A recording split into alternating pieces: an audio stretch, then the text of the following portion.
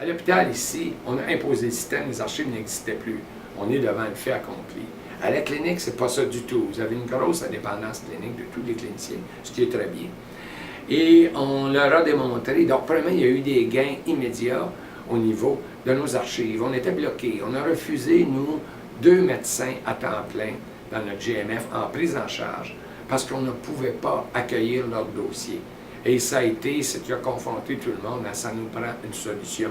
Ça a été vraiment le moteur au départ de tout ce changement-là, le déclencheur. Mais effectivement, les gains cliniques étaient beaucoup plus importants que notre problème d'archives si on regarde aujourd'hui. Et on est en croissance encore au niveau des gains cliniques. De mois en mois, on s'aperçoit de nouveaux gains cliniques. Ou qu'un gain augmente encore parce qu'on apprend à fonctionner. C'est pas que le DME lui-même a de nouvelles fonctionnalités, c'est qu'on l'adapte, on adapte nos façons de fonctionner, on découvre que notre assistant peut être dans une autre, pas besoin d'être juste à côté de nous, que finalement l'infirmière pourrait utiliser des outils qu'il y a sur Windows pour augmenter son efficacité à rédiger des notes à l'intérieur d'un DME. Ce n'est pas une fonction du DME, ça.